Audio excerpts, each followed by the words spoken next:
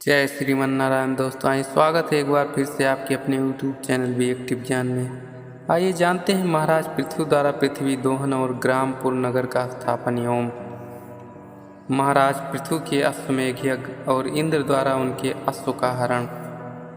तो आइए शुरू करते हैं। मैत्री जी कहते हैं, हे विदुर, उस समय पृथु को मारे क्रोध के होंठ कांप रहा था। उधर पृथ्वी देवी भी उनके क्रोध से भयभीत होकर थर थर कांप रही थी।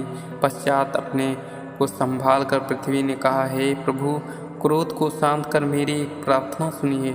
विद्वान भ्रमर के समान होते हैं, वह सब बातों के सारांश को ही ग्रहण करते हैं और सर्वदा ही यह चली आई है कि जब तब आवश्यकता पड़ती है लोग एकत्र होकर विचार कर लेते हैं। यह लौकिक हो या पारलौकिक, एकत्र होकर ऋषियों ने सब यत्नों का विचार किया है। सभी परिस्थितियों के अलग अलग नियम हैं, उन्हीं नियमों पर चलने से सबका कल्याण होता है। आपके कथानुसार सत्य ही मैंने ब्रह्मा जी की उत्पन्न की हुई सब औषधियों को चुरा लिया है, परंतु इसे आपने सोचा है जब आप जैसा कोई हमारा पालक न रहा तब हम लुटेरों और दुराचारियों के लिए ही तो अन्नादिक नहीं दे सकती, क्योंकि वह राक्षस उसे लेकर मनमाना भोग करने लगते हैं। जिनके पास कोई व्रत नहीं, उन्हें ब्रह्मा जी की बनाई चीज़ों को भोगने का क्या अधिकार है। व्रतहीनों को वह पवित्र औषधियाँ नहीं मिल सकती। यही कारण है कि यज्ञ के लिए मैंने अन्नादिक सब औषधियों को ग्रस लिया है। अधिक समय होने से अब वह मुझ में हजम भी नहीं हो चुकी हैं, जिन्हें मैं अब उगल भी नहीं सकती। इसी के लिए तो आप जैसा कोई श्रेष्ठ पुरुष ही किसी उत्तम उपाय से प्राप्त कर सकता है।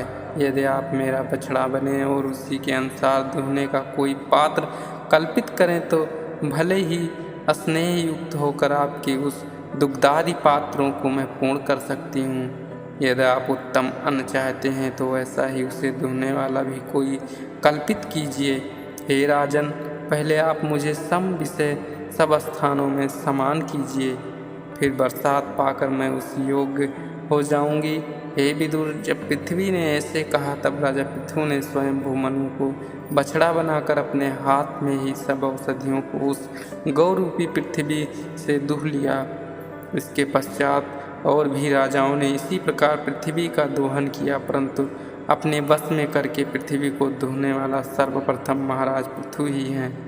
ऐसे ही ऋषियों ने बृहस्पति को बछड़ा बनाकर भूमि देवी से वाणी तथा सर्वाधिक इंद्रिय रूप पात्र में वेद रूप दूध को दुहा तथा इस प्रकार के और भी आख्यान हैं। सारांश में सब समझ लेना योग्य है। हे विदुर, अब महाराज पृथु ने देखा कि पृथ्वी ने सबकी इच्छाएं पूर्ण कर दी, तब पृथ्वी देवी के प्रति उनके मन में बड़ा अनुराग उत्पन्न हुआ।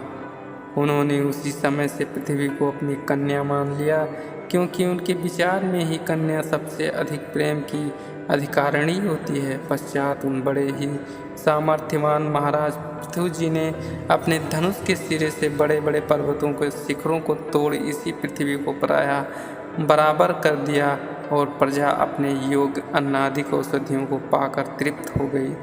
सृष्टि का क्रम शीघ्रतापूर्वक बढ़ने लगा। उन्होंने ग्रामपुर नगर अनेक प्रकार के दुर्ग, घोष, ब्रज, शिखर, आकर, खेट और वरवट, खरवट आदि की स्थापना की। जितनी प्रजा थी उन सबको सबके योग्य वैसे वैसे स्थानों में बसाया। लोग उन स्थानों में आनंद से रहने लगे।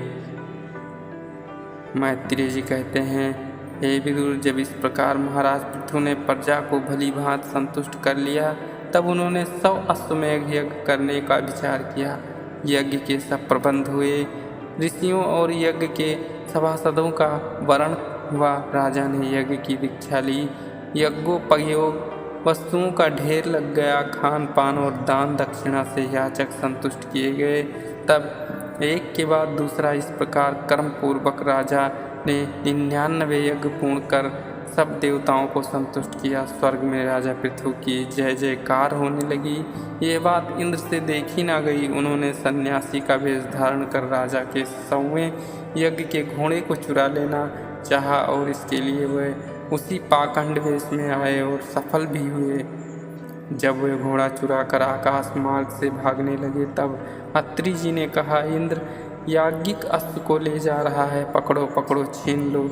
परंतु किसी को साहस न हुआ। तब अत्रि जी ने राजा पृथु के पुत्र से कहा, बेटा तुम इस योग्य हो, तुम्हारे पिता का यज्ञ भंग करने के लिए इंद्र घोड़ा चुराकर भागा जा रहा है, तुम उससे छीन कर घोड़ा ले आओ।